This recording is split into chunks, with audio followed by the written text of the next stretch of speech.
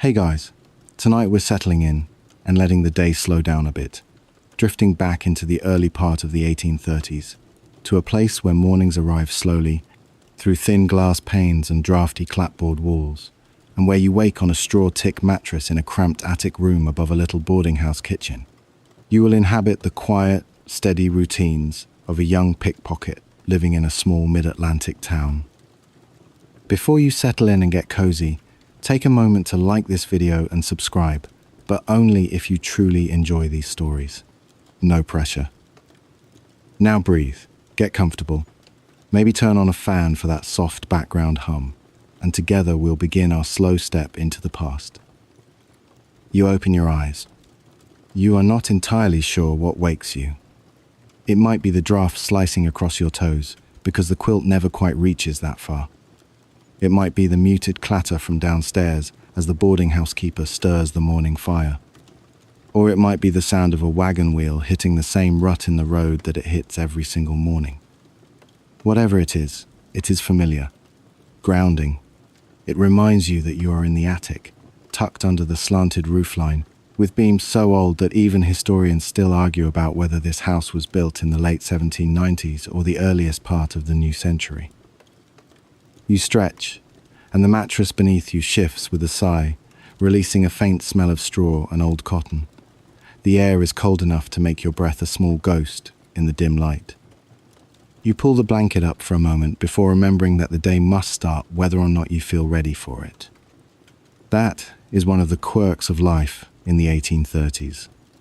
The sun controls more of your schedule than any bell or clock. And as much as people love to talk about early rising in this period, most of them get up because the cold air becomes downright persuasive. You sit up. The roof slopes down sharply on the left side, and you instinctively duck. You have hit that beam more than once. It is one of the first things you learned about this space. The second thing was that the little window at the far end never seems to close all the way. No matter how tightly you press the wooden latch, a thin line of daylight trickles through the gap now, turning dust motes into slow drifting stars.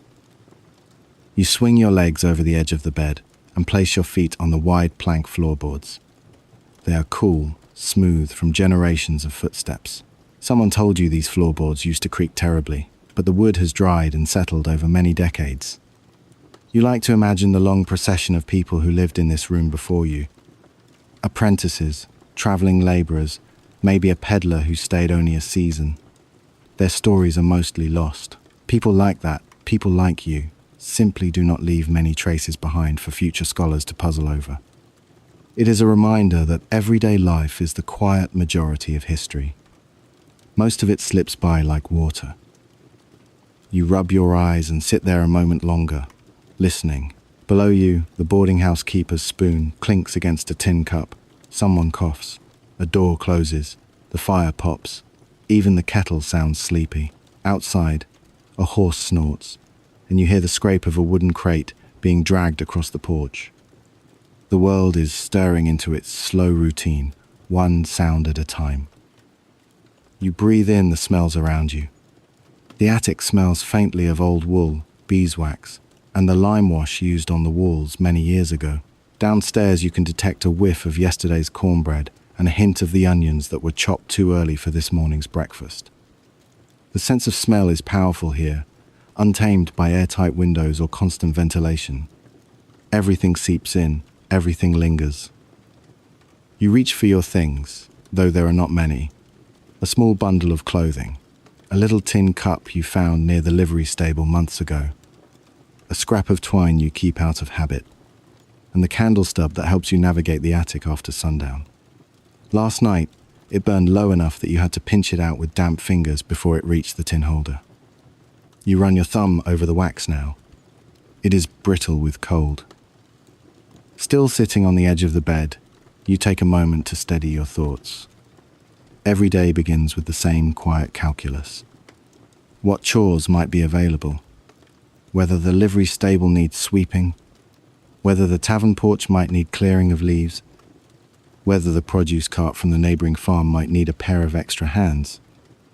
None of these tasks pay much, but they keep you in motion. And motion keeps you from being noticed for the wrong things. You stand and stretch again, this time hearing the muted crackle of stiff joints. The morning chill has a way of working into your bones, even though you are still young. You pad across the room, ducking under the beam, and pause at the little window. Through the old wavy glass, you see the street. A few people are walking already. A woman with a basket. A man carrying a sack of feed over his shoulder. A boy chasing a runaway chicken. The town is waking, and with it come the opportunities and the uncertainties that shape your day. Your breath fogs the glass for a moment. You wipe it with your sleeve. When you look again, the sunlight has brightened just enough to reveal the dust on the window frame, catching in lines that look almost artistic. You like details like that. They remind you that beauty in this world is usually small, unplanned, and entirely accidental. You take one more deep breath. Then you turn away from the window, ready to dress and face the routines that await. The attic creaks under your footsteps. The morning settles into place around you, slow and steady, the way it always does in this quiet corner of the early 19th century. You stand in the cool attic air for a few moments longer, letting your eyes adjust to the thin morning light that filters through the wavy window pane. Your breath makes another pale cloud, then drifts away. Eventually, you reach for the small bundle of clothes you folded last night.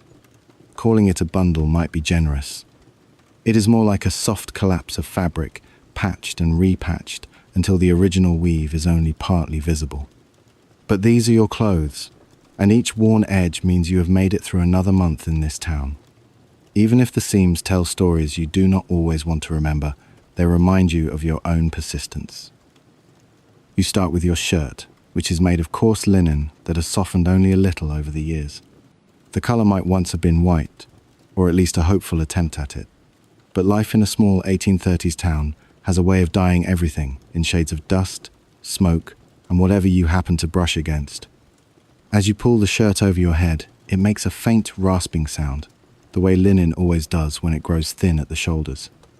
You feel the coolness of the fabric settle against your skin. There is a small tear near the collar that you tried to stitch last week. It is not a tidy repair, but it holds, and that is enough. You sit on the edge of the straw tick, lifting one foot, then the other, into your trousers. They are made of a rough wool that can stand up to the endless abrasion of dirt roads, tavern steps, and wooden crates.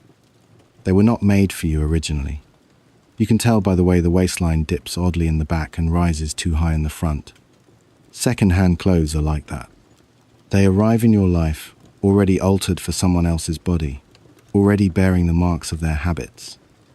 And historians still argue about just how common it was for working people in the early 19th century to patch garments as frequently as you do. But the truth is written plainly in your own wardrobe. Every thread is a witness. You tug the trousers into place and run your fingers over the patch at the knee. It is a square of darker wool, sewn down with uneven stitches that you always meant to redo. But there are only so many hours in a day, and most of yours are spent in motion. The patch holds. You move on.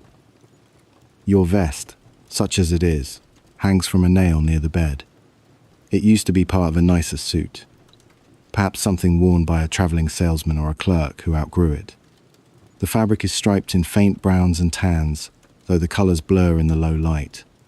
You slip it over your shirt and fasten the mismatched buttons. None of them match because none of them are original. You found some in the dirt outside the dry goods store. Others were gifted to you by a girl at the livery who said she had extras. One came from a coat you bought for a penny and dismantled entirely. When you run your finger across each button, they make a satisfying little clack, a quiet reminder that even small things can be useful again. You take your time with the pockets, too. Pockets matter more to you than most people realize. You test the seams gently.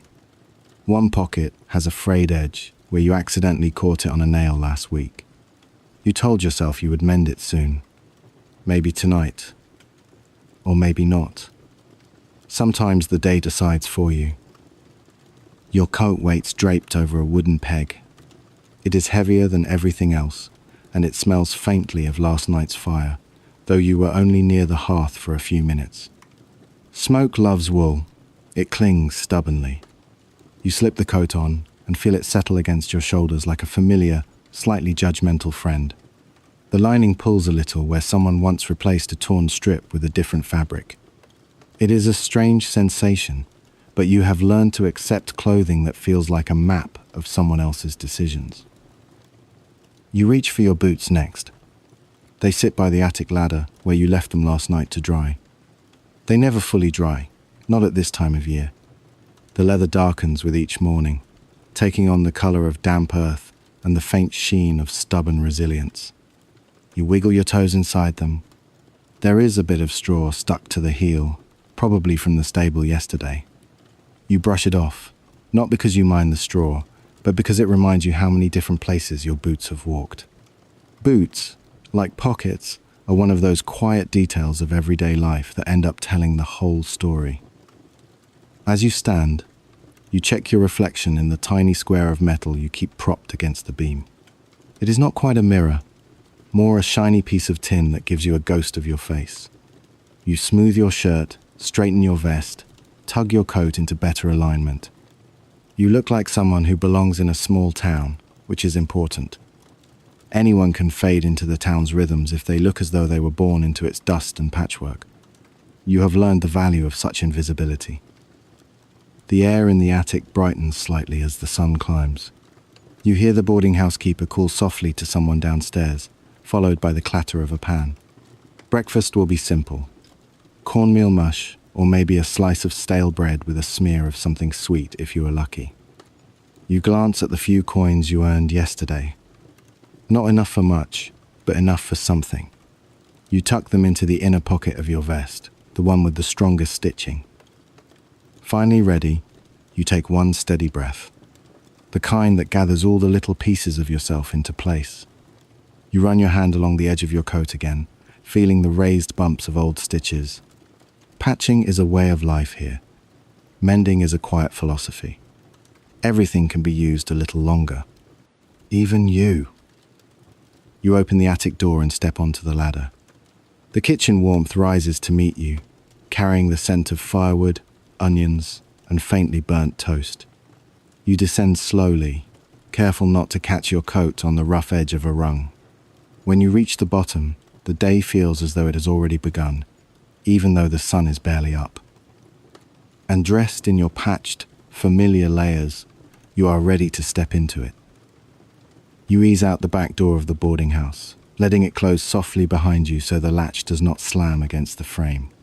The morning air embraces you with its cool, earthy breath, a blend of damp soil, old timber, and the faintest hint of coal smoke drifting from a neighbor's chimney. You take a slow breath and watch it fog in front of you before dissolving into nothing. The town is awake now, not bustling, not yet, but stretching into itself like a creature rousing from sleep. The dirt road beneath your boots is still soft from last night's rain. Your footsteps sink slightly, making a quiet sucking sound that mixes with the chirp of morning birds. You follow the familiar path past the boarding house's weathered fence, which leans just enough to make you wonder how it's still standing. It has been leaning like that for as long as you have been here, and probably longer. Every spring, someone says they will fix it, but spring always brings more urgent repairs. Roof leaks, loose shingles, missing chickens, fences, it seems, can wait. You nod to Mrs. Pike, the woman who sells bread from her porch. She is sweeping crumbs into the yard for the chickens. She does not greet you loudly. People here rarely do. Greetings, in the early 19th century, are quieter, more practical, more like acknowledgements of shared air rather than invitations for conversation. She lifts her chin, you lift yours, and that is that. As you walk, the sounds of the market square begin to form like a slow rising tide. A cartwheel rattles over a stone. A horse gives a low, weary snort. Wooden stall doors thump open one by one. Someone calls out for their son, their voice bending with the accent of another county entirely. It always strikes you how many different accents find their way into these small towns. People drift through for a season or two, shaped by forces that historians still argue about: shifting grain prices, bad harvests, collapsing apprenticeships, too many mouths and not enough land. Whatever the reason, people move, and they bring their voices with them. When you turn the final corner, the marketplace reveals itself in full. It isn't large. A rough square of packed dirt surrounded by shops made of mismatched timber and brick, each building bearing the unmistakable look of having been repaired by whoever had the tools at the time. Some roofs sag, some windows tilt, some signs are barely readable, but the place hums with life. You step into the flow of it, joining the slow weave of townsfolk, traders, children, and the occasional startled chicken. Vendors are setting up their tables, arranging apples, turnips, and jars of molasses in careful rows. The apple vendor, a man who always seems just on the edge of laughter, is stacking his fruit into pyramids that collapse and need rebuilding. He catches your eye and shrugs as if to say, "The apples have their own agenda." You smile back, faintly, not enough to invite conversation, but enough to acknowledge his ongoing battle with gravity. Everywhere you look, there is motion. Gentle, small-scale motion. A woman ties her shawl tighter against the wind. A man loops a rope around his ox's harness. A child hops over a puddle and misjudges completely, splashing mud up both legs. These are the tiny moments that make life here feel textured. Real. They remind you that even a quiet town can hold 1,000 different stories, each unfolding at its own sleepy pace. Your own senses sharpen as you move through the crowd. Not with tension, not yet, but with the instinct of someone who has learned to read people the way others read weather. You notice who clutches their coin purse tightly, who keeps theirs tucked deep in a pocket, who lets theirs dangle carelessly from a belt loop. The truth is, you do not come here intending anything. Most days, you just observe. You tell yourself that observation is harmless, that seeing is not doing. And it's true, at least for now. A pair of horses clop past you, pulling a wagon filled with sacks of flour. The driver flicks the reins and mutters something about the road being worse every year. You can smell the flour even from a few feet away, fine dust escaping through the weave of the burlap bags. It smells like baking day, like warmth, like a life that belongs to someone else but still feels pleasant to borrow for a moment. A group of schoolboys rushes past you next, one of them losing his hat to the wind. It tumbles across the ground like a startled animal until he lunges for it. The others laugh. One of them bumps your elbow in passing and instantly apologizes, cheeks flushing pink. You nod once. Children here are taught manners early. Survival in a small town depends not on wealth, but on reputation. And so even the youngest learn to protect theirs. You make your way toward the well at the center of the square. People gather there out of habit, using the stone rim as a makeshift bench. You lean against it casually, letting your eyes wander.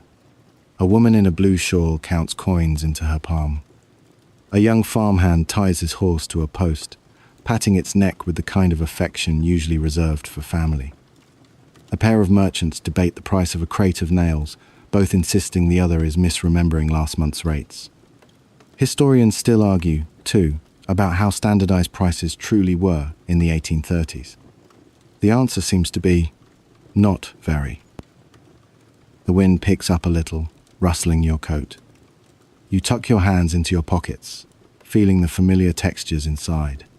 The smoothness of a button, the edge of a coin, the faint fray of stitching you keep meaning to reinforce. These pockets have held many things. Not all of them yours originally. But right now they hold nothing more mischievous than your own thoughts, which are gentler on mornings like this. A vendor calls out that she has warm bread for sale. Another advertises ribbons. Someone else is offering barter for eggs. The square is filling quickly now, and with each person who arrives, the air thickens with possibility. Not danger, exactly, but opportunity. The kind that arrives in crowded places where hands and eyes move in different directions. You shift your weight and blend into the edge of the square, becoming part of the background, Not invisible, not quite, but unremarkable. People glance at you and then away. That is the gift of patched clothing and quiet posture. You make no demands on the world, and in return the world makes none on you. A boy you recognize from the livery stable approaches with a small sack over his shoulder. He nods to you and tells you the horses were restless last night, though he cannot say why. Perhaps a fox. Perhaps the wind. Perhaps nothing. You exchange a few soft words before he moves on, leaving behind only the faint smell of hay. And as the market settles into its mid-morning rhythm, you feel something like a heartbeat beneath it all. Slow, steady, unhurried. The rhythm of a small town that does not know your whole story and does not need to is less than #0. 5 hashes greater than the rhythm of possibility that hums beneath every ordinary errand.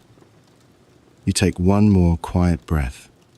The day is still young, and the market square, with all its noise and all its calm, has only just begun to open its hands to whatever may happen next.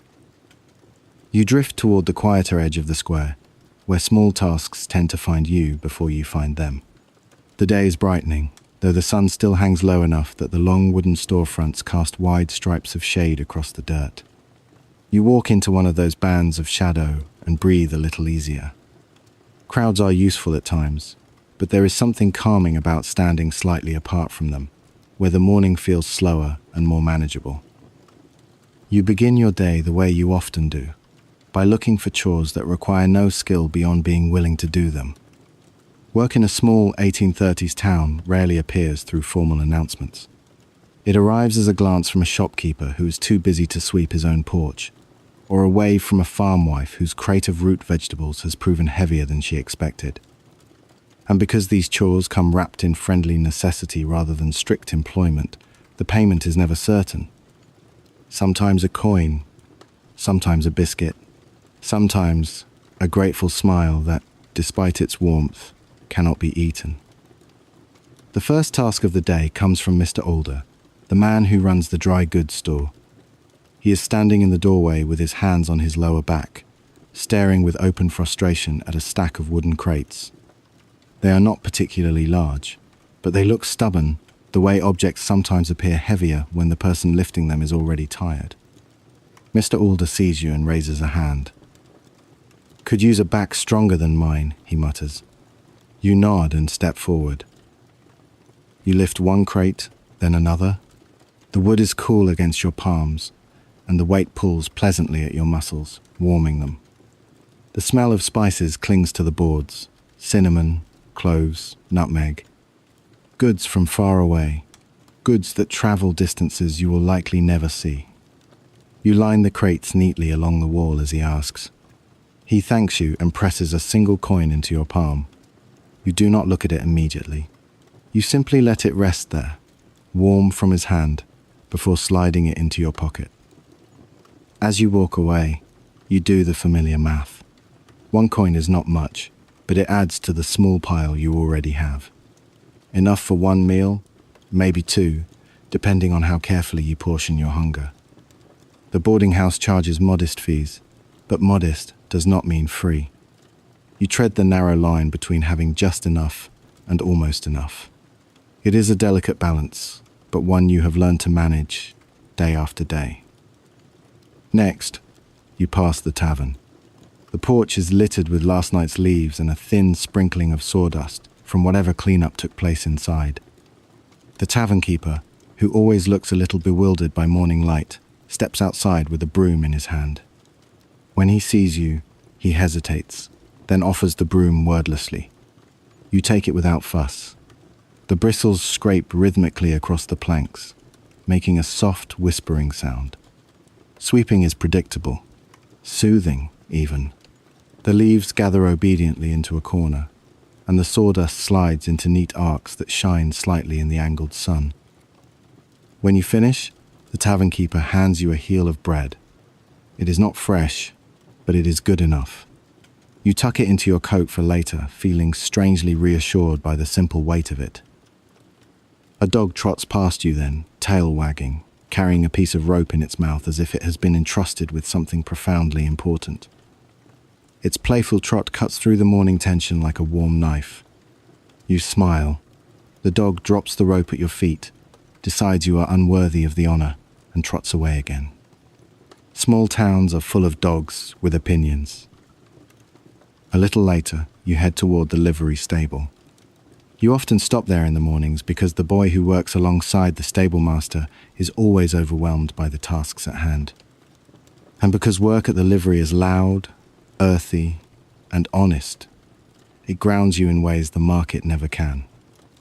The stable air is thick with the scent of hay, horses, and warm leather. When you step inside, a horse snorts, sending a puff of warm breath into the air that swirls with dust motes. "Good timing," the stable master says without looking up. He is tightening a strap on a saddle and gestures with his chin toward a pile of forks and brooms leaning against the wall. You take one and begin spreading fresh straw in the nearest stall. The horse watches you with an expression that suggests mild interest and mild judgment in equal measure. Your movements grow steady, methodical. The bedding rustles. The horse stamps once, then settles. The stable's wooden rafters glow with golden morning light, the same soft hue that seems to make everything in this era look older, gentler, and more fragile. Sometimes you imagine the whole town preserved in amber, held still in the calm before the next season arrives. When the work is done, the stable master nods approvingly and hands you 2 carrots. You bite into one immediately. It tastes like the earth it came from, crisp and faintly sweet. The other carrot you save, not sure yet whether it is for you or for someone else. Sometimes food feels even more valuable when you know you have the option to give it away.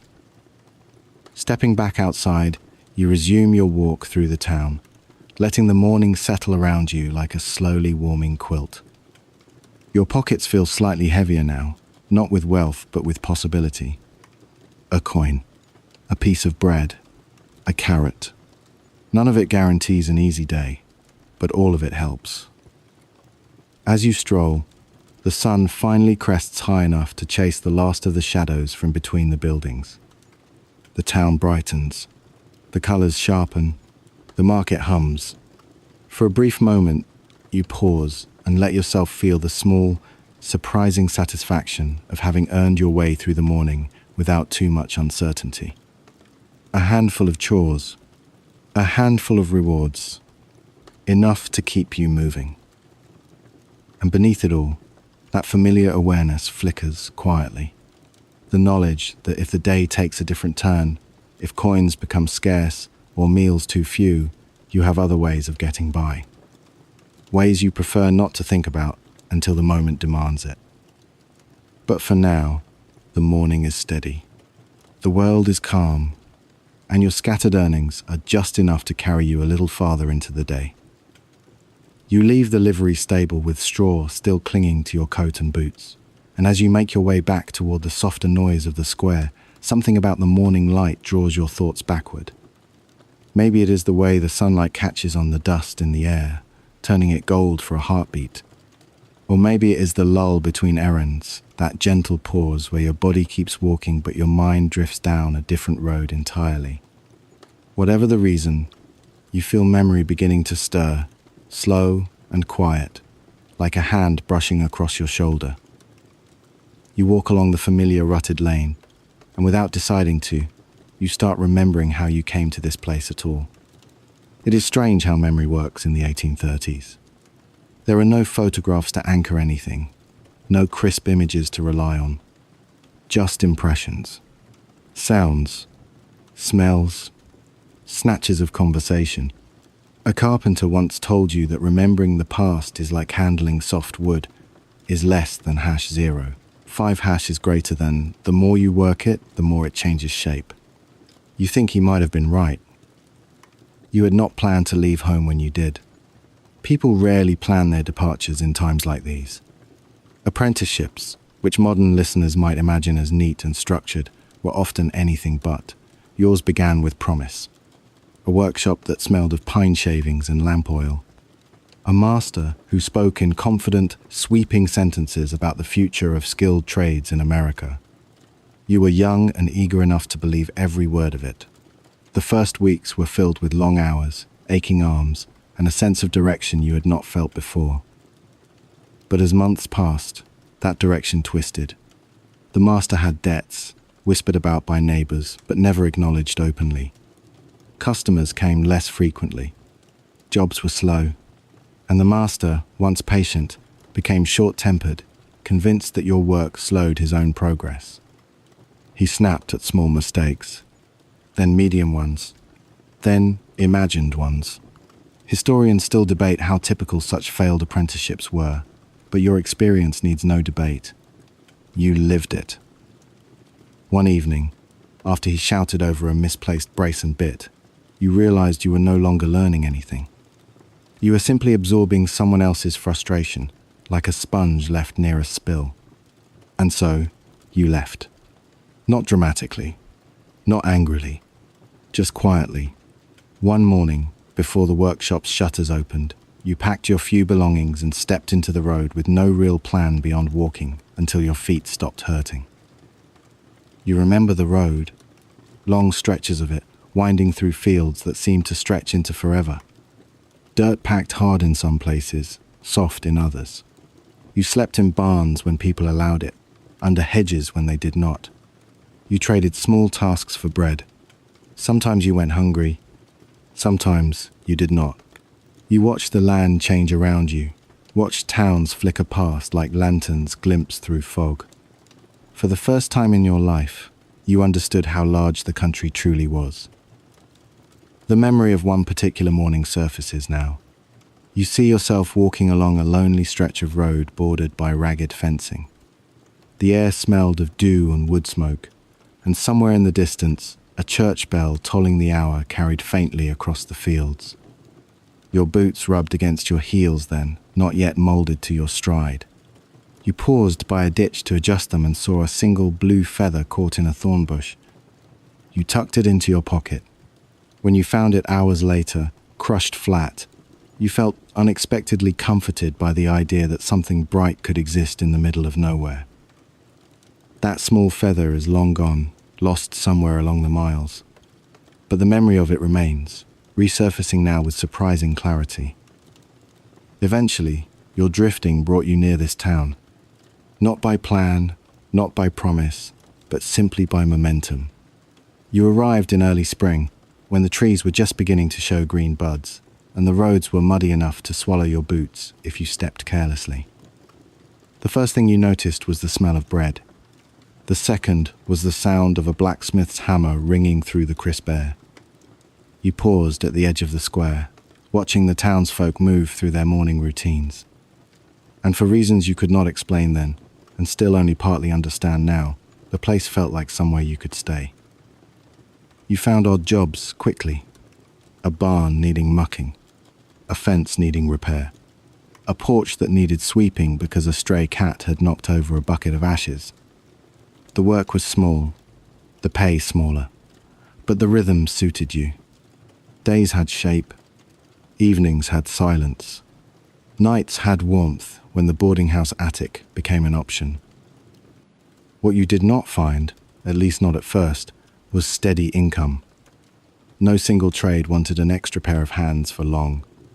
No workshop had enough business to take on another apprentice. And the few farms that needed seasonal help already had cousins, nephews, and neighbors lined up. So you learned what the town offered instead. Unpredictability. A patchwork of hours stitched across each day, each one held together by effort and hope.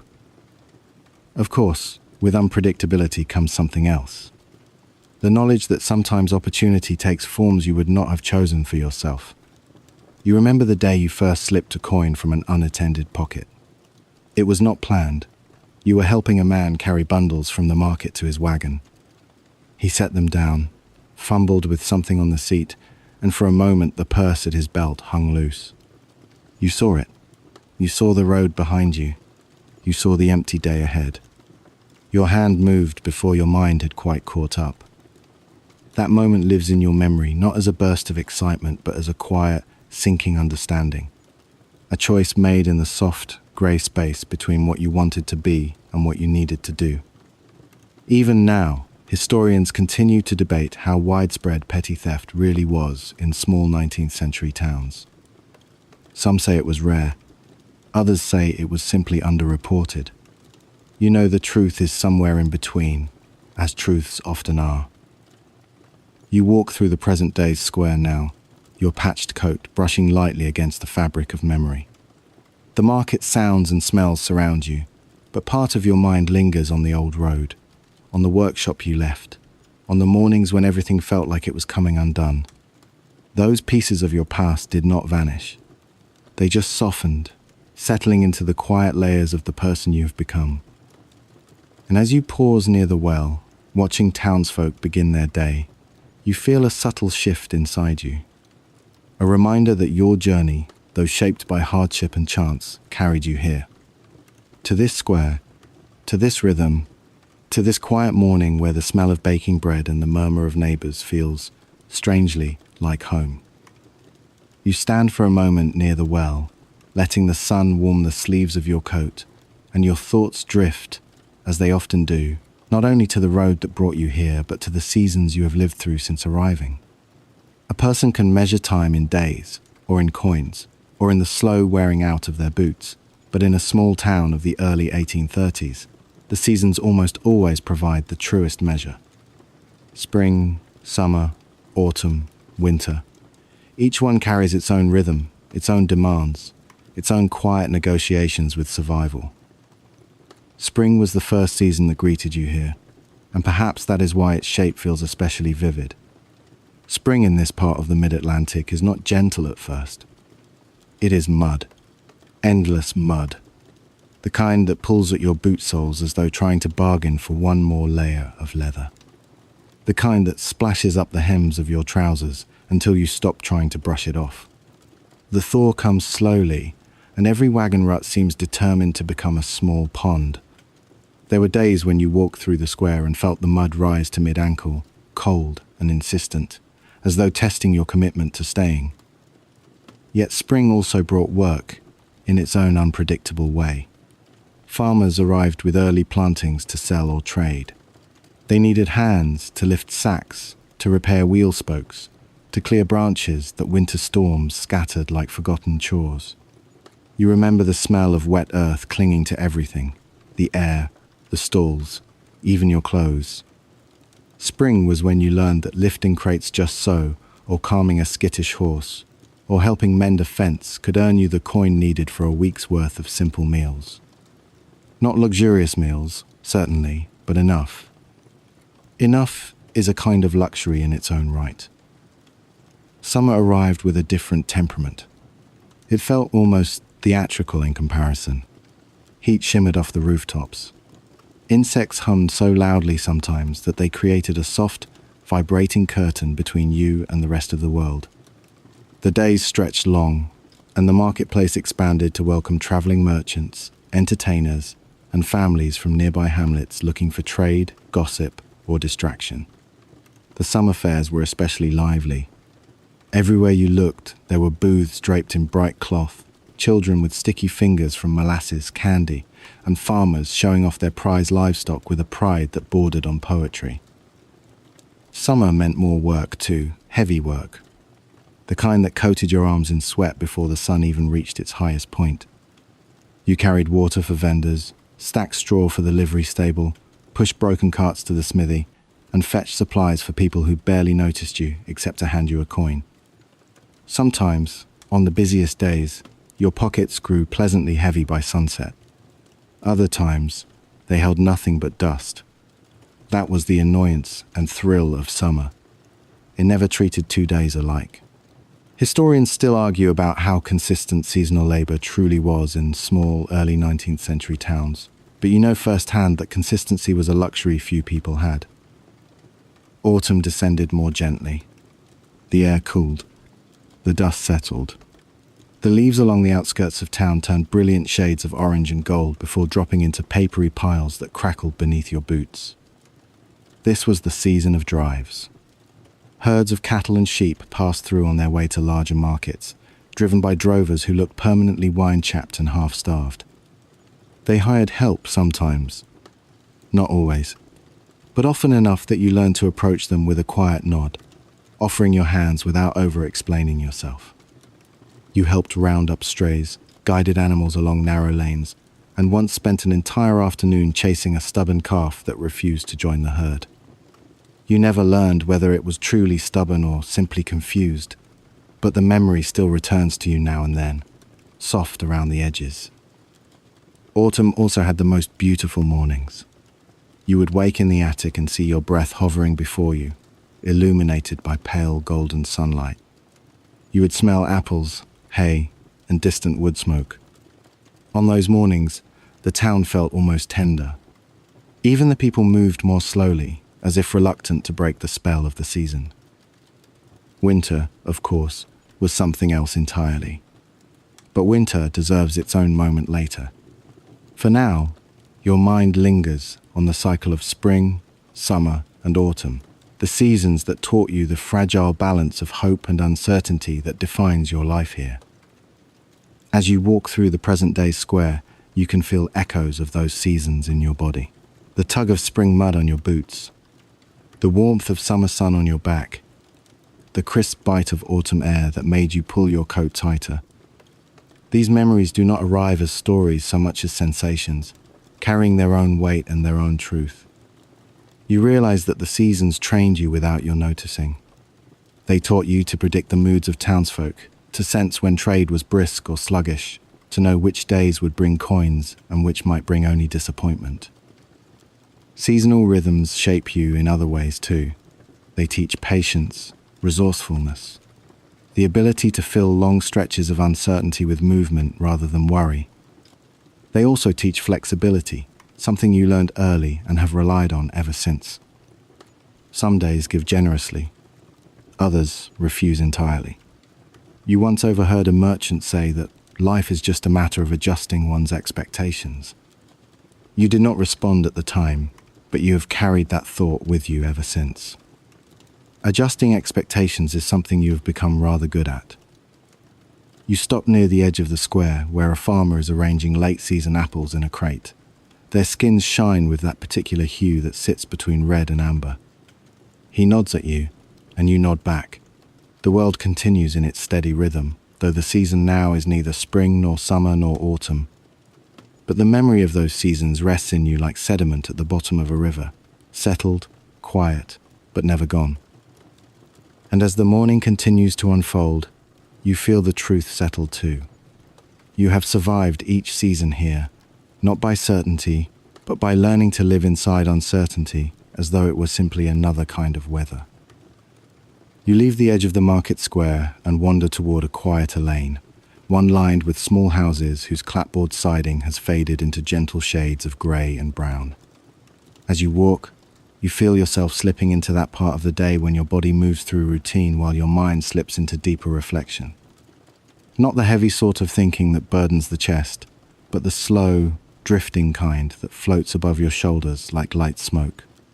And in that drifting ease, you begin to reflect on something subtle but important, the way you learned this town, not by maps or instruction, but by instinct, repetition, and observant silence. Every town in the early 1830s has its own rhythm, its own constellation of habits, expectations, and unspoken boundaries. This town is no different. At first, you did not know how to read it. You did not know which shopkeepers greeted strangers and which eyed them warily. You did not know which streets filled with gossip at dusk and which ones emptied before noon. You did not know where to walk quickly and where to walk slowly.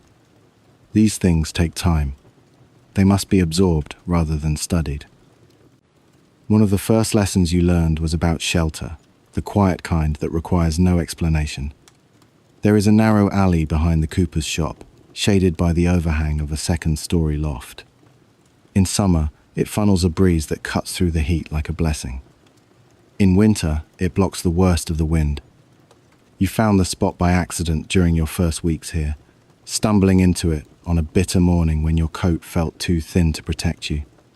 Since then, the alley has become a familiar retreat, a place to gather your thoughts or simply exist without being watched. Another piece of the town's rhythm reveals itself at the tavern, though not the front porch you swept earlier. You learned with careful observation that the tavern has two social circles. The one inside during early evening, filled with familiar townsfolk who meet there to trade news, share small victories, and commiserate over small losses. And the one outside, much later, when travellers arrive under moonlight and settle at the tables with voices lowered, nursing ales while recounting where they've been. You learned not to linger near the latter group. Travellers carry curiosity with them, and curiosity is something you cannot afford too much of. You also learned where anonymity thrives. The churchyard, for example, might sound like a strange place for anonymity, but during Sunday gatherings, the crowds swell enough that people move in clusters. Families greet other families. Children chase each other around gravestones. Women adjust bonnets and share whispered observations. In that lively swirl of bodies and voices, a person like you can slip through unnoticed, so long as you move with quiet self-assurance. Historians still debate how socially rigid early 19th century small towns truly were, but your experience tells you that structure exists, yes, yet within that structure there are unexpected pockets of freedom. Then there are the unspoken rules, the ones that reveal themselves only after you have lived here long enough to make mistakes. For instance, you learn not to stand too close to the post office window. The postmaster keeps track of faces with remarkable accuracy, and if he sees the same person lingering too often without sending or receiving mail, he grows suspicious. You also learn never to cross the blacksmith's yard uninvited. The smith has a memory like stone and a temper to match. Once, months ago, you crossed too close to the forge, and he barked at you so loudly you nearly dropped your boots. You never made that mistake again. You learned which shopkeepers recognize every face with alarming precision. The woman who sells ribbons and needles notices even the smallest details, who is wearing a fresh patch on their sleeve, who is using a hand-me-down shawl, who has not been seen in town for a few days. She is not unkind, just observant. And in your life, observant people must be watched in return. You learned about the lanes where people walk without thinking. The ones leading to the Millpond and the footbridge. The ones where travellers cut through on their way to the main road. In those places, anonymity returns, not because people ignore you, but because they are too busy with their own thoughts to pay close attention. There is a particular lane on the east side that curves gently around a row of maple trees. In autumn, their leaves fall in thick, colourful drifts, muffling footsteps completely. You discovered that you could walk there without drawing a single curious look. Sometimes when you need quiet, you choose that path even when it lengthens your journey. And then, of course, there are gatherings that invite anonymity by their very nature. The summer fairs you recalled earlier were full of such opportunities. Crowds move loosely there, not in the tight clusters of churchyards or the familiar circles of taverns. People wander between stalls, distracted by music, by new foods, by travelling performers with stories to sell. In such places, you learned that a person could move as though weightless, nearly invisible, sliding between bodies like a breeze. It was both comforting and unsettling. Comforting because you could exist without scrutiny. Unsettling because the temptation to act on that invisibility lingered at the edges of your thoughts. Over time, you learned how the town breathes. You learned when it is safest to walk the side alleys, when to avoid the watchman's rounds, when the butcher's boy gets distracted and leaves the back door ajar. None of these details are sinister in themselves. They are simply part of understanding a place, the way a fisherman understands tides or a shepherd understands the moods of sheep. And as you continue walking now, weaving through the mid-morning rhythms of the present day, you feel that quiet knowledge settling in your bones again. You drift down the side street where the cooper stores his barrels, turning before the lane narrows too sharply. You cross the small footbridge that spans the creek behind the mill. The boards creak under your weight, but you know exactly which ones to avoid, because last spring you watched a wagon wheel punch through them. You skirt the edge of the churchyard, where a group of women are gathering to discuss something that sounds halfway between gossip and theology. You leave them to it. Your feet, know this town. Your instincts know its patterns. And somewhere along the way, without you noticing the moment it happened, you stopped being a stranger drifting through unfamiliar streets and became someone who can predict the rhythm of the day before it even begins. This skill cannot be taught. It must be lived. And you have lived it, step by steady step, until the unspoken rules feel almost like second nature. Almost like belonging. You walk along the quieter back lane behind the blacksmith's shop, feeling the heat radiate faintly from the forge, even though you are several yards away. The warmth reminds you how often you have ended your days here, easing the chill from your fingers after hours spent wandering in cold weather. It also reminds you of the moments when your choices felt less like decisions and more like inevitabilities shaped slowly by circumstance. And as you follow the familiar curve of the road, your thoughts turn gently toward those choices, especially the ones that linger in the background of your life like a shadow that neither grows nor disappears. Is less than hash on. Zero hash is greater than. There is a peculiar kind of honesty to survival in the early 1830s. People do what they can. People make do with what they have. People stretch coins and patch clothes and barter small favors, and sometimes, when the day grows long and the cupboards grow bare, people slip a little outside the rules. Not because they relish the thrill, not because they dream of a life of cunning escapes, but because the world does not always leave enough room for dignity. You know this. You live it. The truth is that petty lifting, as you think of it, only fills the smallest gaps. A coin here, a loose button there, the occasional loaf when the shop boy leaves the counter unattended for a moment too long.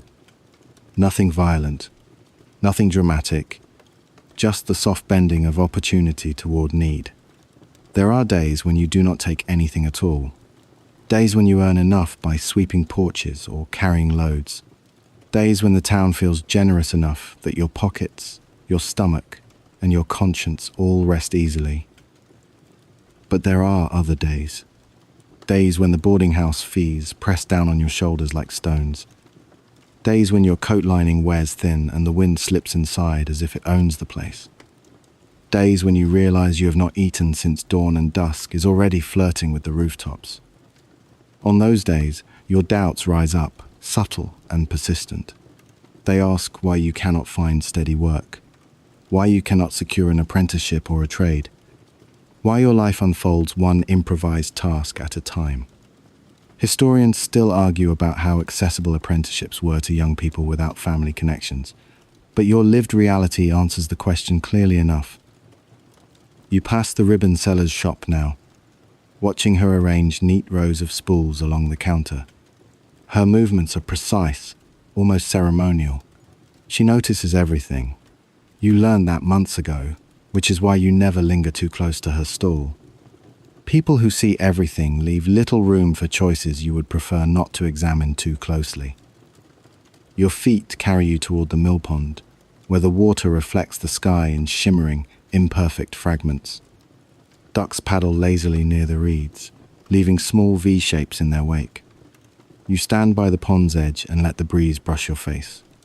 For a moment, you allow yourself to imagine a different version of your life, one where you found steady work, a trade, perhaps even a place of your own. A life where your choices felt intentional rather than reactive. A life where your hands worked wood or cloth or leather, rather than drifting through pockets with the practiced ease of necessity. But even as the thought flickers, it fades. Not out of hopelessness, but out of realism. This small town has shown you kindness, yes, but also limits. The work that exists is already spoken for. The apprenticeships that could have shaped your future belong to sons and nephews and cousins of men with established names. You are not angry about this. Not anymore. You have simply learned to see the world as it is while holding, gently, the hope that someday it might shift. Your doubts sometimes whisper that you could leave again, that you could drift to another town, another opportunity, another chance at reinvention. But the memory of the long road still clings to you, the ache in your legs, the uncertainty of sleeping wherever you could, the hunger that settled into you like a second heartbeat.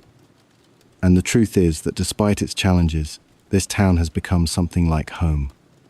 A fragile, inconsistent home, but a home nonetheless. Its rhythms soothe you. Its people, even the wary ones, are familiar. The sunlight looks a particular way on its streets. The sound of wagon wheels feels like punctuation rather than interruption. You turn away from the pond and walk back toward the square. A vendor calls out the price of apples. A child laughs as their dog chases its own tail. The tavern keeper steps out to shake a rug, sending a cloud of dust into the sunlight where it glimmers like gold. These small, ordinary moments remind you why you stay. They remind you that your life, however precarious, sits within a web of small community rituals you have quietly woven yourself into. As you cross the square once more, you slip a hand into your pocket to count the coins collected this morning. 2 from the livery work, 1 from the crate lifting. Enough to cover a meal and maybe a night's lodging. Not enough to change your world, but enough to continue in it. And that is when the lingering doubts soften just a little. You realize that survival, imperfect as it may be, is still survival. You have made it through each season. You have carved out a place in a town that did not know your name when you arrived. You have stitched a life together from scraps of opportunity and instinct. And though your choices are not always admirable, they are understandable, shaped by circumstance, tempered by necessity, softened by the hope that someday you might not need them at all. For now, you walk with measured steps, feeling the weight of your patched coat, the steady rhythm of your heartbeat, and the quiet resolve that has carried you this far. The day stretches ahead, filled with its usual uncertainties, but you know you will meet them, one small choice at a time. The afternoon light settles into a gentler hue as you leave the busy square behind, drifting toward the quieter edges of town where the houses thin out and the shadows grow longer. This has become a habit of yours, on days when your pockets hold just enough coins to buy a meal, but not enough worries to weigh down your steps. You wander into corners most people forget, not because you seek anything in particular, but because forgotten places soothe you in ways busy markets never quite can. You pass between 2 aging buildings whose foundations sag toward one another like tired friends. Their narrow gap leads to a hidden space behind the cooper's shop, a space you discovered months ago while looking for shelter from a sudden storm. Today it is dry, dim, and speckled with small beams of sunlight that slip between warped boards. Dust floats lazily through the golden shafts, moving as if underwater. You step inside, ducking beneath a low beam, and your eyes adjust to the gentle gloom. This place smells of old wood, earth, and time. You have come to recognize the scent of forgotten things. It's sweeter than mold, heavier than dust, and tinged with something faintly metallic, like the memory of tools left out too long. You kneel near a stack of crates that have not been touched in years. Their wood has darkened with age, and their nails have risen slightly, as if the boards are exhaling. The first crate contains nothing more remarkable than straw padding, yellowed, brittle, and curled at the edges. But beneath that straw lies a tin cup, dented along one side. You lift it gently, feeling the cool metal against your fingers. Tin cups were everywhere in this era. Soldiers carried them, field hands used them, travelers packed them in their bags. They were sturdy, cheap, and easily replaced, which is precisely why so few survive into museum collections. Objects that serve everyone rarely pass into posterity. You turn the cup in your hand and wonder who last drank from it. A farm boy on break. A peddler passing through is less than #0. 4 hashes greater than, maybe a worker who never returned for whatever reason. People vanish from small towns more quietly than you might think. Nearby sits an old ledger, its leather cover cracked like dry river mud. You pull it closer, careful not to disturb the brittle spine. The pages inside are stiff, yellowed, and speckled with tiny holes where insects once nibbled. But the ink remains, faded into brown but still legible. At the top of each page is a date from the late 1820s. Names line the margins, followed by numbers and notes, purchases of flour, nails, cloth, tobacco. Everyday transactions. Nothing sensational. Yet as you run your finger along the neat, looping handwriting, you feel the strange intimacy of reading the record of lives that barely touch the written world in any other way. You wonder about the woman listed as having purchased 3 yards of calico cloth. Was she sewing a new dress for herself or patching an old one for someone else? You wonder about the man who bought tobacco every few days. Was he anxious, social, or simply fond of the habit? Historians still argue about how representative such ledgers truly are of daily life, but here in the dust you feel their truth. These were the rhythms people lived by, and they were important enough to write down even when almost nothing else was.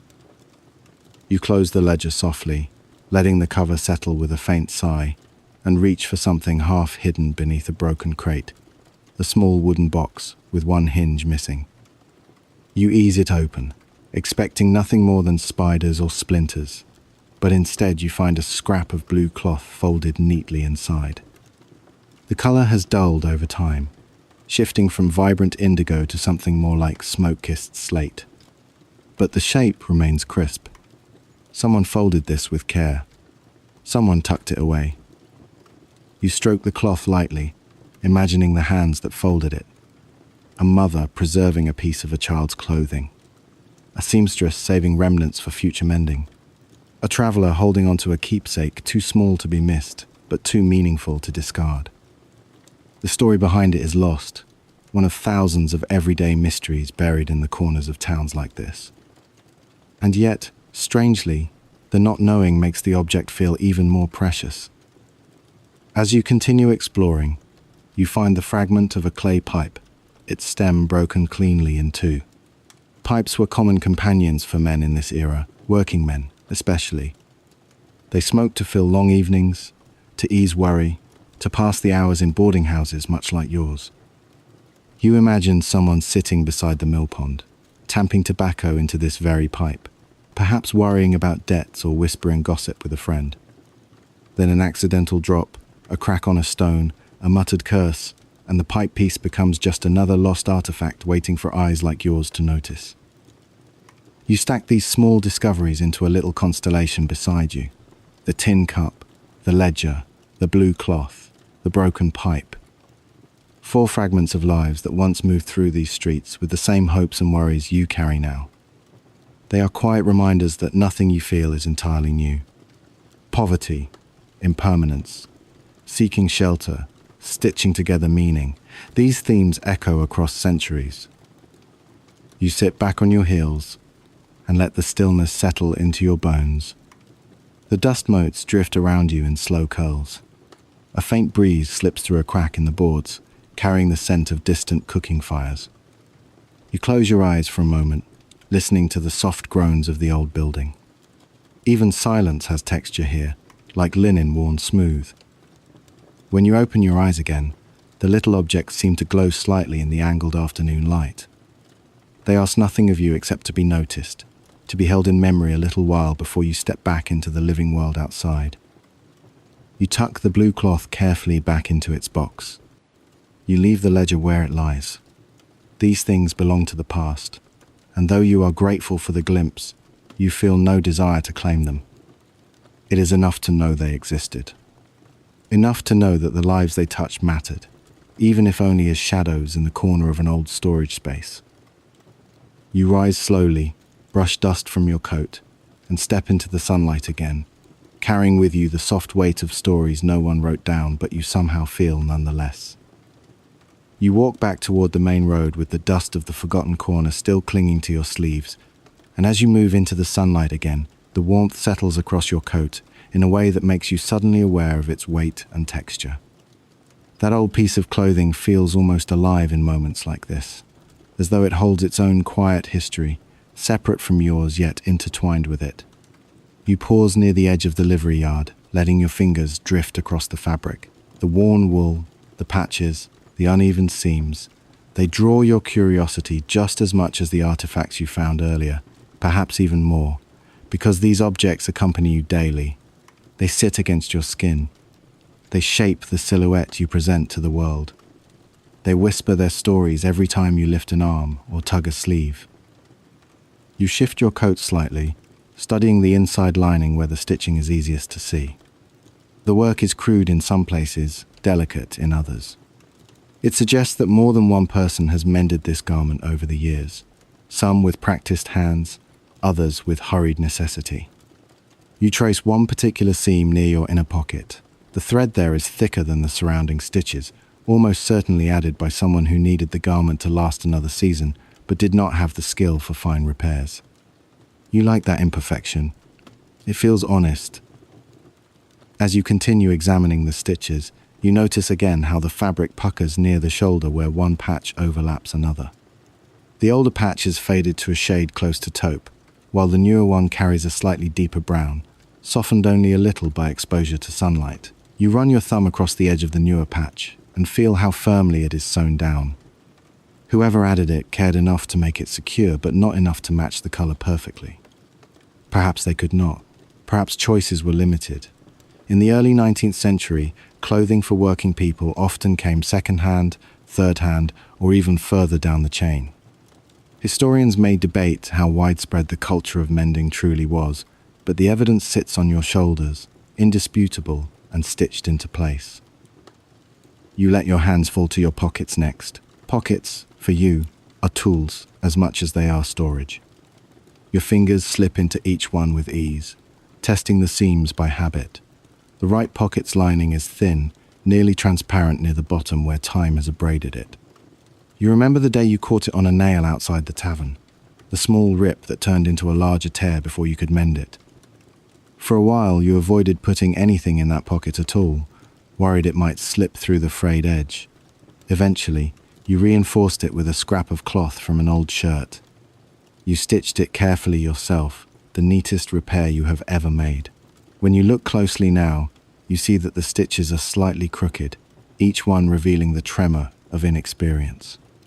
Yet the fact that it holds, and has held through mud, cold, and long days, feels strangely comforting. Your left pocket is deeper, sewn on at a slight angle. That was not your doing. It arrived that way, attached to the coat when you acquired it from a traveling laborer who was eager to lighten his load.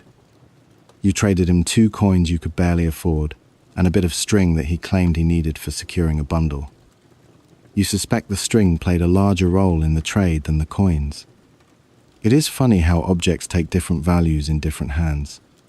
As you run your fingers along that angled pocket now, you imagine its previous owner slipping tools into it, maybe a clasp knife or a small hammer. Those impressions linger in the fabric, not literally, but in the way the pocket sags slightly as though expecting weight. Your vest, too, tells stories. The mismatched buttons clack gently as you move, each one with its own origin. One is mother of pearl, chipped on one side. One is dull brass, worn smooth by years of use. One is simple wood, carved without ornament. You sometimes catch yourself wondering about the people who wore those buttons before they became part of your vest. A clerk, wiping sweat from his brow as he balanced fragile columns of numbers. A farmer, leaning against a fence to watch the sun set over fields he tended since boyhood.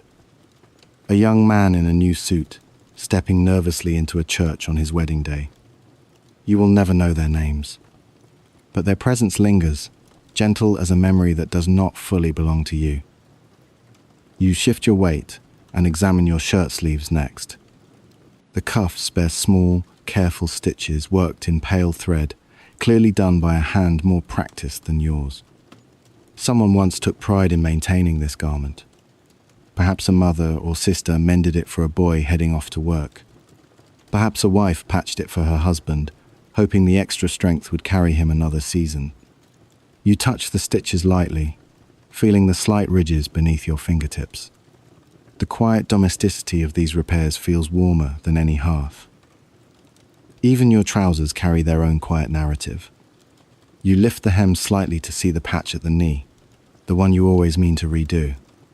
The stitches holding it in place tell you more about the circumstances of its repair than the identity of the person who repaired it.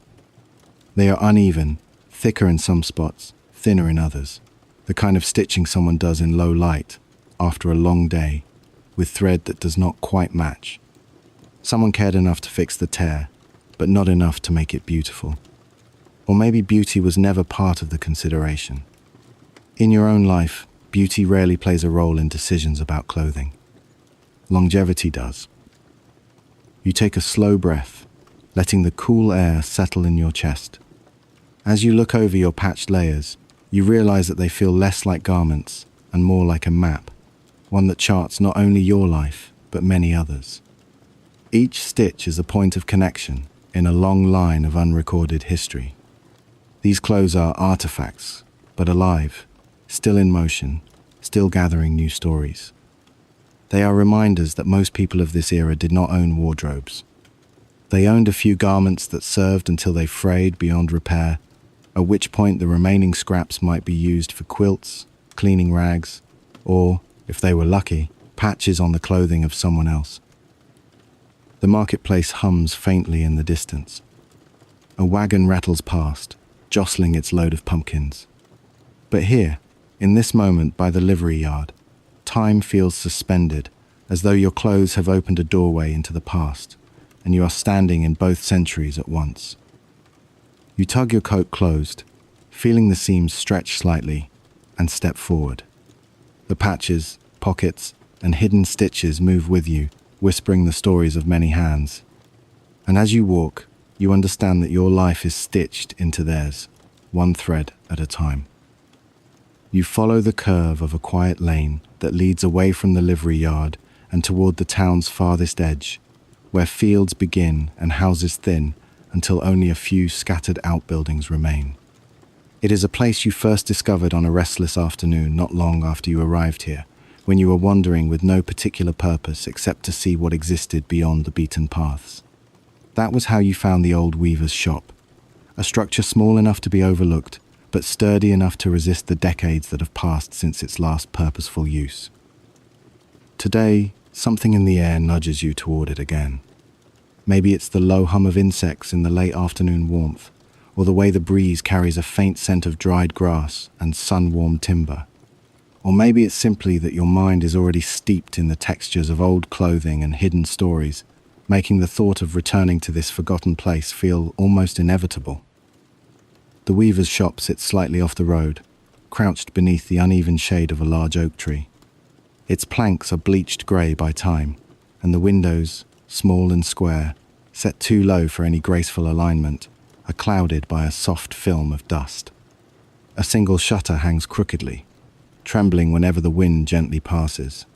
The door is closed, but it has never been locked in all the times you have visited, most likely because no one considers the building valuable enough to bother securing.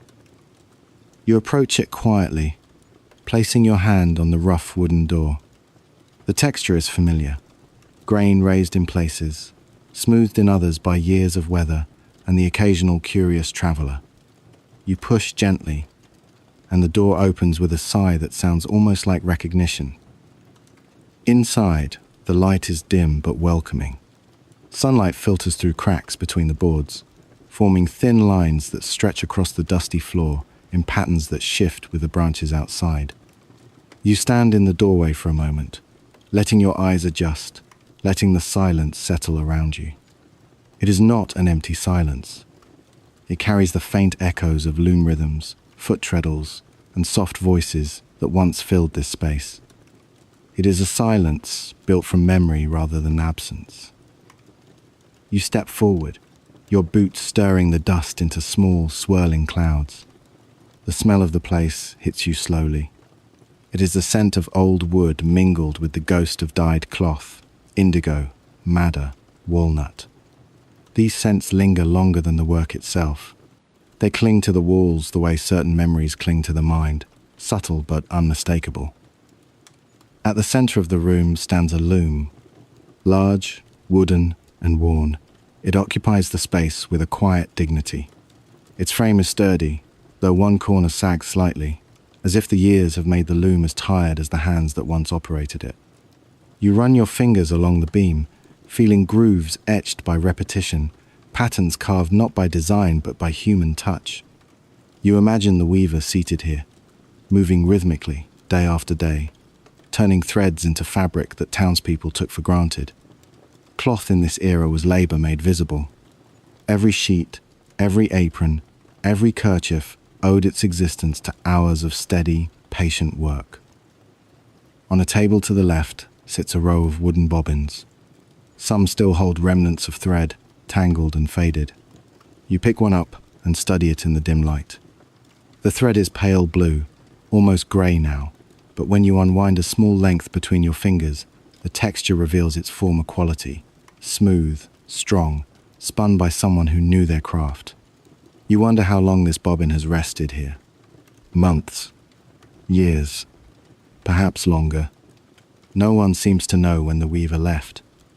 Some say she married a man from the neighbouring county. Others whisper that illness took her in a winter long past. Historians still argue about the exact movements of tradespeople in rural areas during this era, pointing out how often they disappeared from records entirely. In the weaver's case, the truth seems to be preserved only in these small, unmoving details. A shelf along the back wall holds a stack of pamphlets, their edges curled and browned with age. You pick one up carefully. It advertises the latest weaving patterns from a company in Philadelphia, printed with elegant script and small engraved illustrations of geometric borders and floral motifs. You recognize some of the designs, simple, sturdy patterns used in shawls and blankets. Others are more elaborate, the kind that only wealthier families could afford. It strikes you how hopeful these pamphlets feel, as though they believed in a future filled with steady customers and rising demand. You set them down again, feeling their quiet optimism linger on your fingertips.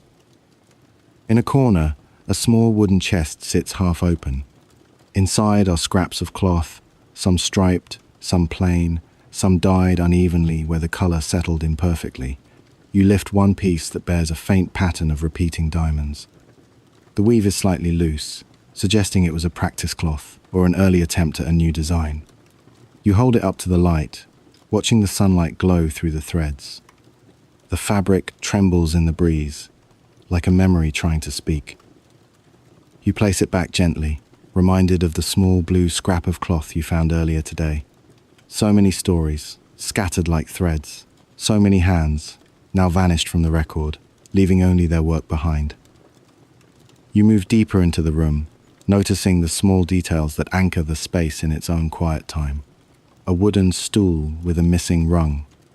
A pair of shears rusted shut is less than #0. 5# is greater than a basket of broken warp threads that once tangled beyond rescue. The spindle wheel, resting at an angle that suggests it was last used hastily, perhaps during a moment of distraction. These objects do not tell a full story. They tell fragments, glimpses, possibilities, and somehow that feels more comforting than a complete narrative would. You sit briefly on the stool, though you test its strength first.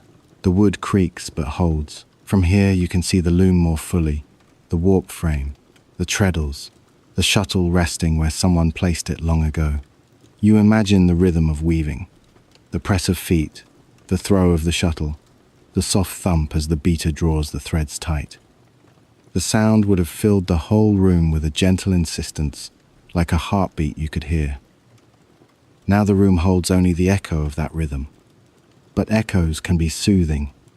They remind you that even forgotten places once pulsed with life. You stand again and step toward the door. Before leaving, you take one last look at the loom, at the bobbins, at the shelves of faded pamphlets. None of these objects belong to you. None of them ever will. And yet, they feel curiously familiar, as though the stories woven within their threads resonate with your own, quiet, unrecorded, stitched together from necessity. You exit into the daylight, closing the door softly behind you. The breeze carries the smell of grass and distant chimney smoke. The abandoned shop remains still, shadowed beneath the oak. But inside it lingers a gentle truth. Forgotten places hold histories that have not disappeared at all. They have simply settled into the dust, waiting for someone patient enough to notice. You walk slowly back toward town, leaving the abandoned weaver's shop tucked behind its curtain of shadows. As the lane widens and sunlight brightens, your thoughts shift from the objects you touched to the stories you could not reach. Something about standing among forgotten tools and faded pamphlets has stirred a quiet awareness inside you. A recognition of how much of life in the early 1830s will never be written down, never be recorded, never be neatly preserved for anyone to study. The thought is neither sad nor frightening. It simply settles into you like a truth that has waited patiently to be noticed. The road beneath your boots crunches with the sound of drying leaves. A breeze lifts the hem of your coat, letting cool air brush your spine. You walk with your hands in your pockets, feeling the uneven stitching there, the little bulges of thread knots and worn fabric. Each stitch feels like a footnote in a book no one will ever read. You let the idea sit with you, that most people in your position leave almost no trace behind, not because they lived unimportant lives, but because records favor the settled, the wealthy, the landowners, the politically involved, not the transient hands sweeping porches, nor the apprentices who left before their names were entered into ledgers, nor the young pickpockets who slipped through crowds with silent steps. You pause near the edge of a field, leaning against a fence whose rails are warm from the sun. In the distance you can see the rooftops of town rising unevenly, some slanted by time, others hastily repaired. You imagine someone from a later century trying to reconstruct your life from the scraps you have touched. What would they find? A torn pocket, perhaps. A coin you dropped near the Millpond. A name in a boardinghouse ledger, written hurriedly by someone who spelled it wrong because they forgot to ask twice. And that is assuming they find anything at all. You pick up a fallen twig and twirl it between your fingers. In schoolhouses, when children learn about the past, they learn names of famous people, dates of battles, decisions of governments. They do not learn about the quiet people who repair fences, or the women who mend shirts by lamplight, or the young men who drift from town to town until a place feels just solid enough to stay. Historians still argue about how to document such lives. Some say household records hold clues. Others say census documents give hints. But you know that census takers do not always count people like you. Sometimes they do not even know you exist. A gust of wind sends a small flurry of dried grass skittering across the ground. You follow it with your eyes until it settles near a stone.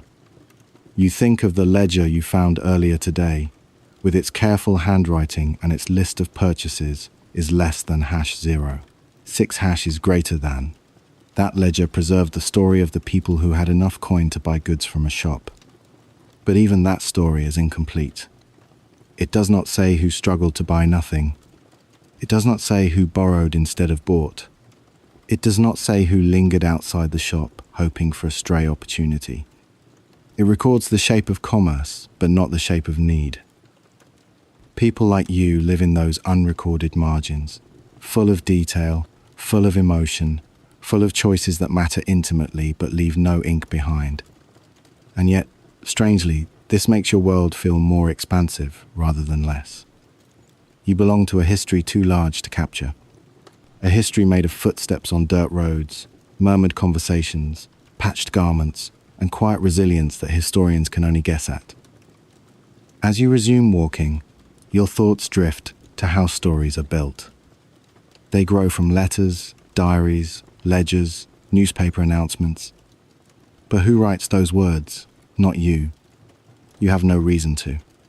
Paper is expensive, ink more so, and quiet evenings in the boarding house are spent resting your tired arms rather than chronicling your day.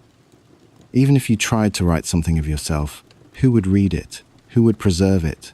The boarding house keeper might use the paper to start a fire. A mouse might nibble at the ink. The story would fade before it had a chance to exist. You step around a puddle, noticing how the sunlight reflects off its surface. For a moment, the puddle becomes a tiny mirror of the sky. You crouch down and study it, watching ripples spread outward when a leaf drops into its center. The ripples feel like a metaphor too tidy to ignore, a reminder that lives like yours create effects, even when the center remains unseen. When future scholars look back on this town, they might know the names of its merchants, its church leaders, perhaps even a family of note whose house stood near the creek. They may find legal records, property documents, birth and death announcements. But they will not know the full story. They will not know the sound of boots scraping over these very stones, or the way the weaver's shop smelled of dye long after it closed, or how the tavern keeper hummed softly while sweeping crumbs from tabletops. They won't know that you walked this road, thinking these thoughts, piecing together your place in a world that records almost nothing of you. And that thought, unexpectedly, calms you. You feel no pressure to be remembered, no need to be written down. There is a freedom in being part of the unrecorded world, a world of breath and motion and choice that belongs wholly to the present moment. It is a kind of anonymity that protects you as surely as shadows and crowded market stalls do. You rise from your crouch and continue along the road, the sky widening above you. The town bell rings faintly in the distance, marking another hour you will never write down. But you hear it. You live it. That is enough. The world continues turning, carrying your unwritten story with it. And as the bell's echo fades, you feel the shape of your life settle gently around you, imperfect, unrecorded, and quietly, beautifully real. You reach the center of town again just as the sun begins its slow descent, the light flattening into that warm, amber tint that makes even the worn clapboards and uneven chimneys look momentarily dignified. The square is quieter now. The busiest hours have passed. Vendors pack away their goods with practiced motions, and townsfolk wander home in clusters, conversations fading into the soft hush of evening. You turn down a familiar street where houses stand a little straighter, painted in colors that manage to resist the wind and dust more successfully than elsewhere. Here, the air feels different, structured, predictable, respectable. You slow your steps, partly to catch your breath, and partly because this street always invites observation. Not envy, not resentment, just quiet noticing. You have become something of an expert in noticing. Living on the margins of a community tends to teach that skill with gentle persistence. Across the way, a family stands near their porch. The father, a shopkeeper with a posture as upright as the ledger books he keeps, is polishing his boots with singular focus. Each stroke of the cloth is controlled, methodical. His boots gleam in a way yours never will, but you don't mind that. His world is built on presentation. Yours is built on movement. Two forms of survival, different yet equally necessary. The man pauses his polishing long enough to say something to his eldest son, who runs inside and returns carrying a small wooden box. You know, without needing to see inside, that the box holds the ledger where the family tracks expenses, earnings, debts owed and paid. In households like this, the ledger is almost sacred, a record of order, a map of stability, something that anchors them to each passing week. You watch as the father opens the book, dipping his pen into an inkwell with a kind of ritualistic precision. He writes slowly, the strokes of his letters visible even from across the street. You have seen other men writing in ledgers before, shopkeepers, tavern owners, farmers balancing seasonal purchases, but something about this scene feels especially calm. The father does not rush. He does not squint or mutter. He writes as though he trusts the future enough to record the present tidily. You wonder, for a moment, what it would feel like to live a life that could be summed up neatly in ink. A life that had columns and margins and tidy categories. Income, expenditure, inventory, household goods. Your life doesn't fit into neat columns. It spills, it stretches, it shifts shape depending on what the day asks of you. There is no box for uncertainty in those ledgers across the street, yet uncertainty is the category where you live most comfortably. Inside the house, through an open window, you see the mother setting the dinner table. Everything is arranged with care. Plates aligned, forks polished, chairs pulled out just enough for each person to sit without scraping the floor. A pot of stew releases gentle steam into the room. The smell drifts out through the window, warm and savory. You close your eyes briefly to savor it. Stew like that is not impossible for you to afford, but it's not something that appears often in your life either. Your meals tend to be simpler, shaped by chance as much as by choice. The family gathers gradually. The youngest daughter emerges from the doorway in a dress adorned with tiny, careful stitches. She carries a folded napkin in both hands as though it is something precious.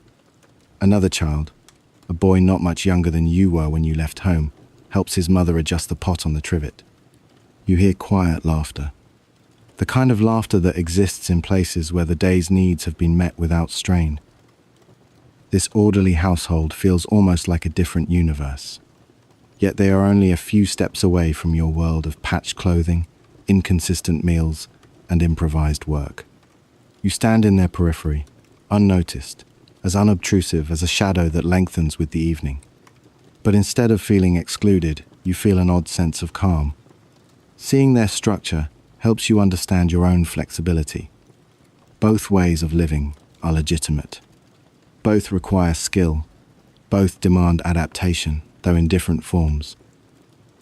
You lean against a fence post and watch as the family begins their meal.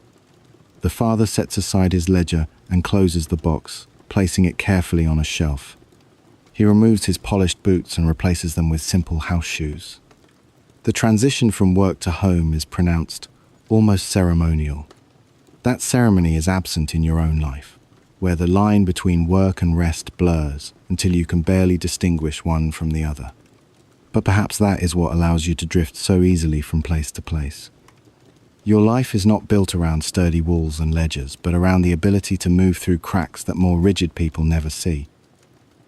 As the family eats, the golden light deepens, brushing their windows with a soft glow. You watch them through the shifting evening shadows, not longing to join them, but appreciating the glimpse they offer into a parallel path. A path where certainty is recorded in ink and preserved between wooden covers. You turn away gently, letting the clink of their spoons and the warmth of their laughter fade into the surrounding air. You carry no resentment with you, only an understanding that this town holds many different lives, each unfolding with its own quiet grace. Their world is tidy. Yours is improvisational. And both, in their own ways, are quietly honorable. You adjust your coat collar against the cooling breeze and step back into the street. Evening is settling, and with it comes a familiar softness, a dimming of expectation, a gentle acceptance of the fact that your life, though not recorded in ledgers, still matters in the weave of this small community. You begin walking again, carrying the contrast with you like a lantern, not heavy, not burdensome, but illuminating. By the time you turn back toward the boarding house, the sky has shifted into that blue-grey shade that belongs only to early evening, when the world feels softer at its edges and the air seems to pause in quiet consideration before night fully arrives. Your boots scuff lightly along the dust of the road as you walk, and the lanterns atop a few porch posts flicker to life one by one, their flames bending gently in the faint breeze. You feel the pleasant ache of a long day in your legs, the kind that comes not from exhaustion but from movement, steady, purposeful, familiar. The boarding house stands just ahead, its windows glowing faintly with lamplight. From the street, you can already smell supper drifting from the kitchen, warm bread, onions slowly softening over the fire, and something vaguely herbal that you cannot quite identify. The scent settles over you like a comforting shawl. It reminds you that, for tonight at least, there will be food, conversation, and the soft clatter of tin utensils against wooden tables. You step onto the porch, the boards creaking beneath your weight. The door is slightly ajar, letting out a wedge of warm, golden light. You slip inside and let the door ease shut behind you with a gentle click. The interior of the boarding house is crowded but welcoming. The small dining room is filled with voices that mingle without clashing. Soft greetings, bursts of laughter from the table near the hearth, the scrape of a chair pulled back by someone eager to sit. You find your usual place along the long bench that lines the wall. The table is already set with earthenware bowls, a basket of bread slices, and a shared plate of something roasted and thoroughly stretched to feed as many boarders as possible. The woman who runs the boarding house, Mrs. Salter, moves between the tables with practiced efficiency. She serves each person with a nod and a warm, tired smile. She never rushes. She never lingers long. Yet everyone feels noticed by her, even if she barely says a word. As you settle on the bench, the weight of the day unwinds a little.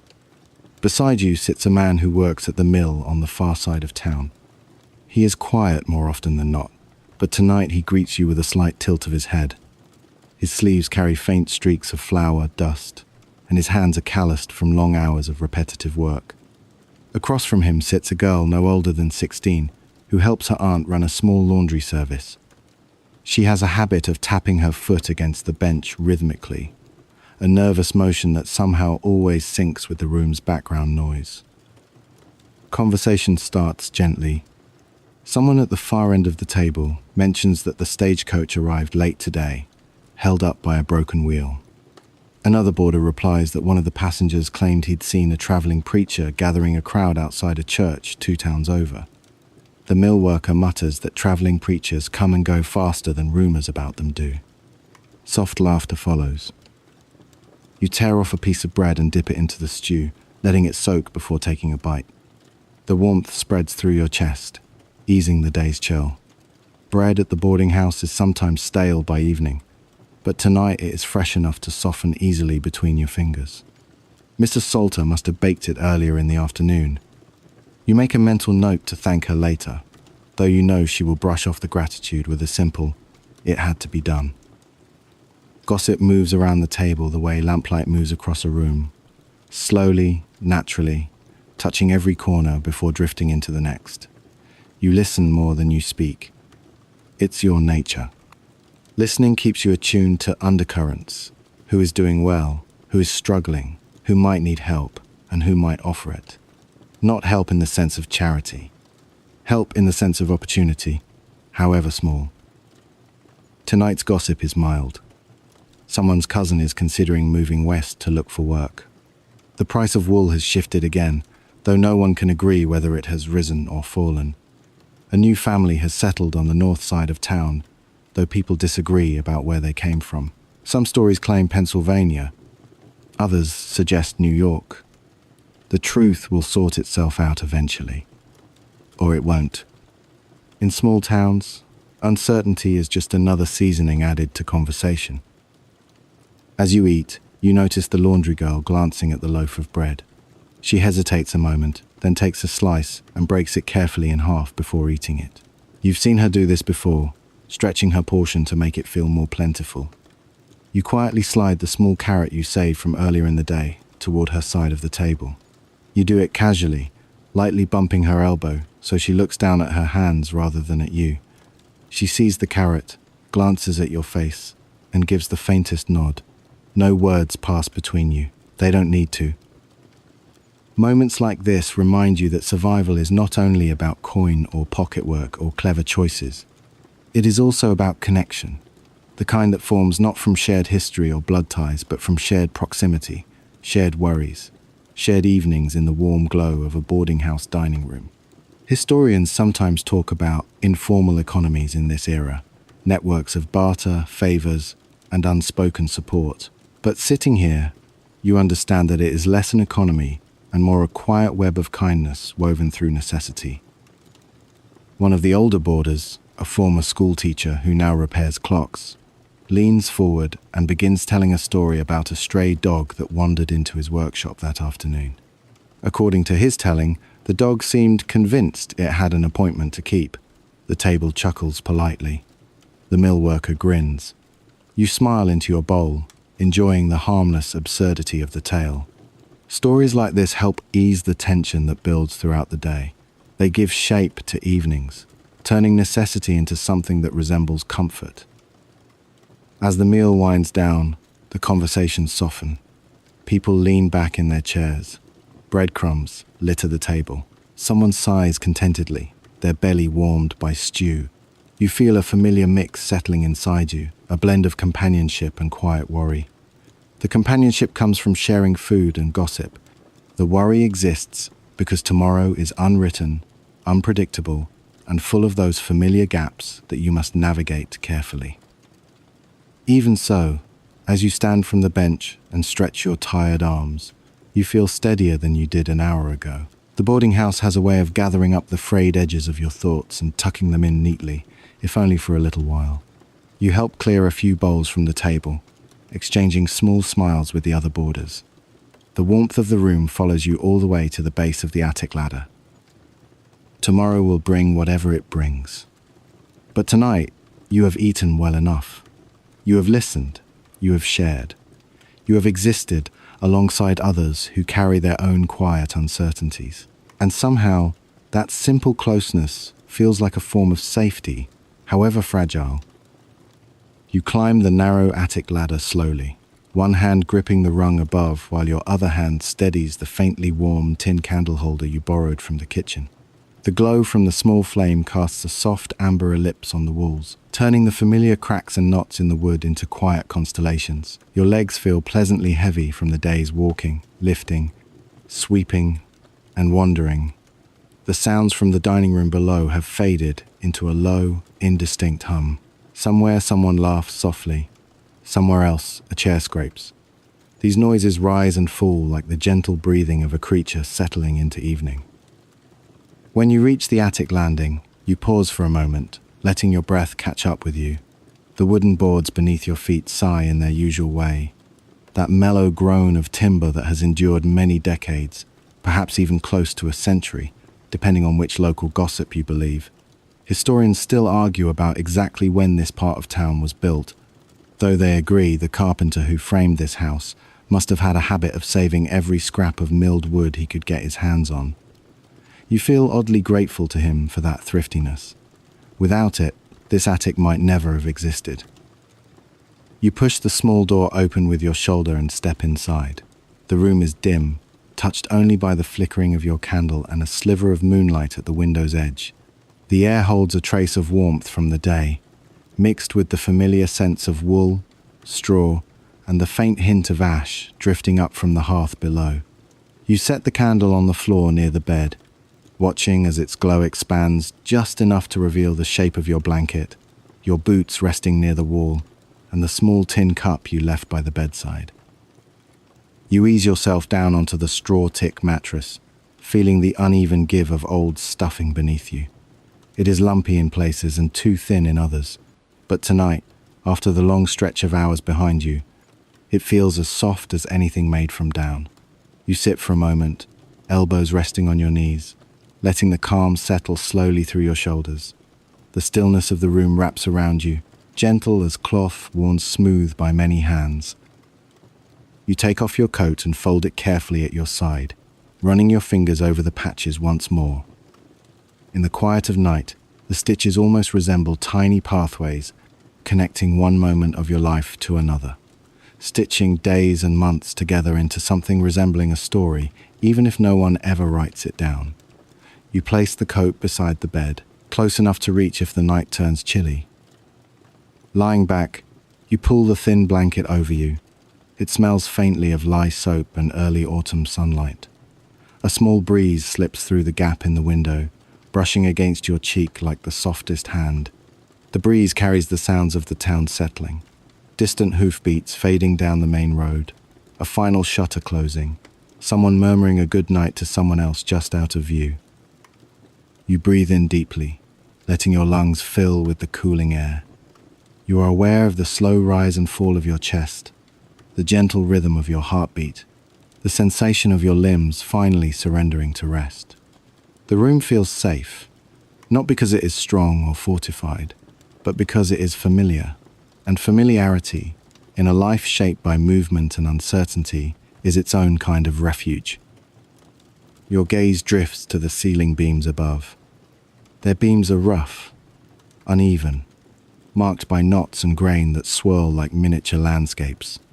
You imagine the carpenter who once held them steady while another man hammered them into place. You imagine him squinting at the morning sun, or wiping sweat from his brow with his sleeve, or stepping back to admire his work without knowing that nearly 2 centuries later, Someone like you would lie beneath it, feeling comfort in the solidity of his craft. Stories, it seems, are carried forward in the simplest materials. Your eyes grow heavy. The candle flickers once, twice, sending small golden ripples across the slanted ceiling. You reach out and pinch the flame gently, lowering the room into soft darkness. For a moment, everything feels suspended.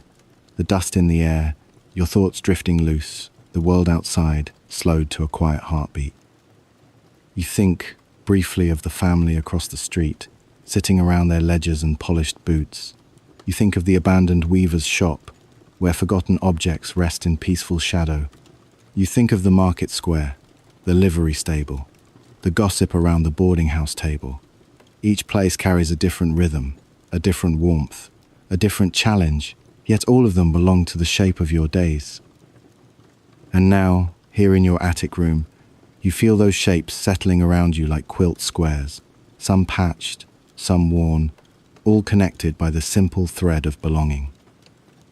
Your breath slows, your limbs loosen, the darkness deepens into comfort, and you let yourself drift, not just into sleep, but into an awareness that even a life built from shifting circumstances contains quiet beauty, scattered like tiny sparks across the long, dark canvas of night.